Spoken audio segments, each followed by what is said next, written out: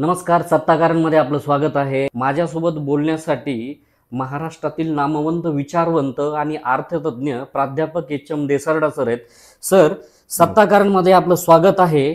आपण बघतोय तंत्रज्ञानामध्ये प्रचंड बदल झालेला आहे. आपण तंत्रज्ञानामध्ये फार पुढे गेलो आहोत. सगळं असं होत असताना आजही मात्र शेतकऱ्यांना पावसाच्या संदर्भात वगैरे ज्या पद्धतीनं माहिती पाहिजे त्या पद्धतीनं माहितीच पुरवल्या जात नाही. हे पण तंत्र होतं, नेहमी तंत्र प्रगत होत राहतं. माणूस आज इतके माणसाची जी वाटचाल झाली, हे केवळ आजचं AI, कृत्रिम तंत्रज्ञान, कॉम्प्युटर आली त्याला तंत्र आणि तंत्रज्ञान नाही म्हणता येणार. माणसानी कायम तंत्र आणि तंत्रज्ञान विकसित केलेलं आहे आणि ते आज आपल्याला अधिक नेमकं करता येतं. पण याकडे याला पूर्ण फाट देण्यात आलेलं आहे. आपल्या स्वार्थाचं जे आहे, लोकांना म्हणजे आता हा जो संबंध सोशल मीडिया किंवा हे चॅनल्स किंवा हे आज विशेषतः मुख्य म्हणजे आज जी माध्यमं झाली आहेत, फार खेदाची बाब आहे की आज माध्यमं बटीक झालेली आहे सत्ताधाऱ्यांची आणि त्याच्यामुळे जनतेच्या प्रश्न जे आहेत ज्या गांभीर्याने ते मांडले गेले पाहिजेत त्या गांभीर्याने मांडले जात नाही आहेत. आणि तंत्रज्ञान मदत करेल पण त्याला नीतिमत्ता आणि इमानदारी आणि या मातीशी इमान, इथल्या जनतेशी इमान हे जर नसेल तर तुम्ही प्रत्येक गोष्टीला एक खेळ समजतात आणि हा खेळ आणि ही खेळी हे अक्षम्य आहे. पण ते आता घडतं आहे, भारतात घडतंय, इतरत्र घडतंय, महाराष्ट्रात घडतंय. पण या लोकांनी हे लक्षात ठेवावं की ते काही अक्षयपट्टा घेऊन आलेले नाहीत. त्यांनी नीट जनतेच्या सुखदुःखाची काळजी घेतली पाहिजे. जलयुक्त शिवाराच्या संदर्भात अनेक प्रश्न मागील वर्षामध्ये उपस्थित झालेले आहेत. आताही कुठेतरी ही जी परिस्थिती निर्माण झालेली आहे ओला दुष्काळाच्या संदर्भातली, तर कुठेतरी याला जलयुक्त शिवार देखील कारणीभूत असल्याचा एक आरोप होतो. तुम्ही कसं बघता याच्याकडे?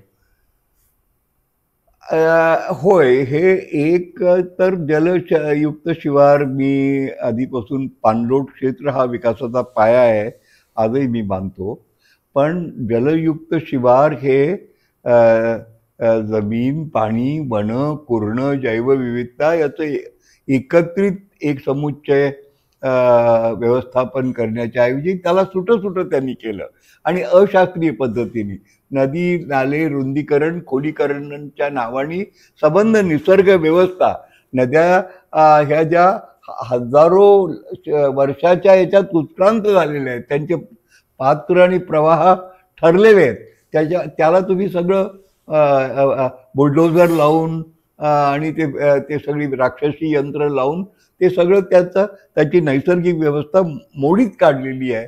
त्याच्यामुळे ही अत्यंत अशास्त्रीय पाणलोट क्षेत्र करणं आवश्यक आहे. म्हणजे एकत्र मूलस्थानी मृद आणि जल संवर्धन आणि वनीकरण ते तर हे केलेलंच नाही आहे आणि हे जर चुकीच्या पद्धतीने केले असल्यामुळे आणि आता आपण ज्या पद्धतीने संबंध भूरचना बदलली आहे, डोंगर साफ केले आहेत, नद्यामध्ये वाळू गेलेली आहे, झाडोरा नाही, वृक्षाच्छादन कमी झालेलं आहे, राडारोडा पडलेला आहे, प्लास्टिक ते सगळं तुंबतं, त्यामुळे सगळे ड्रेन निचरा होणं जमिनीचं थांबलं आहे आणि जमिनीची जी क्षमता आहे निचरा करण्याची आणि पाणी ग्रहण करण्याची ती सुद्धा आपण गळक्या भांड्यामध्ये गळकं केलंय. जमिनीचं जे पात्र आहे ते आपण इतकं हे करून टाकलं की ते आता नीट पाणी धरत नाही, सोडत नाही. भूधारक त्यातले संपवले आहेत, नद्यांचं नदी पण घालवलेलं आहे आणि हा संबंध याचा विचारच नाही कुठे. ही पूर्ण निरक्षरता आहे. निसर्ग विध्वंस करणं हे हे फार मोठं पाप आहे. आणि पूर्वी लोक नेहमी म्हणत असेल की गावात बांधबंदिस्ती खराब होऊ नये, उरळी खराब होऊ नये, आपले सगळे जमिनीमधलं सर्व सत्व आहे, शेतकरी त्याला फूल म्हणतात, ते वाया जाऊ नये.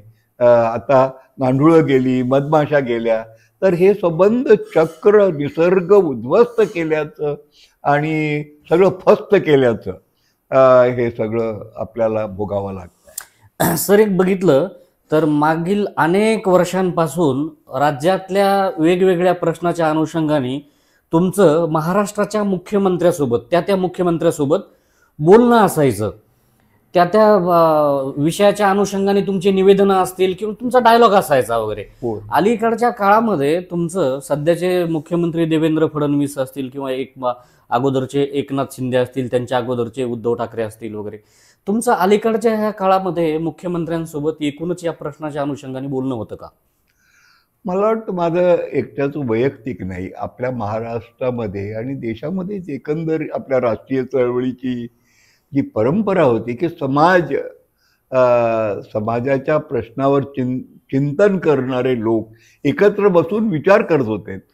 आणि लोकशाहीचं तत्वच आहे की तुम्ही सहमत असाल नसाल, तुमचे मत वेगळे असू शकतात, पण जनतेचे आणि समाजाचे आणि संबंध एकंदर विकासाचे जे प्रश्न आहेत त्याचा एकत्र बसून विचार करणं.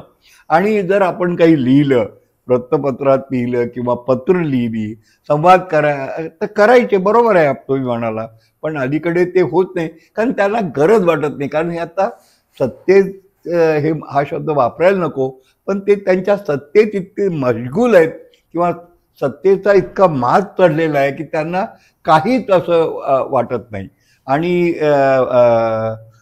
तुमचे लोकप्रतिनिधी आजी ते इकडचे तिकडे होतच राहतात रोज, ते आणि नोकरशाही आणि कंत्राटदार हे टोळकं हे बाकीच्यांना काही विचार करणाऱ्या लोकांना त्यांनी हातबल करून टाकलेलं आहे. आज आपल्या शिक्षण संस्थांमध्ये कुठल्याही सामाजिक प्रश्नावर हे संवाद नाही आहेत.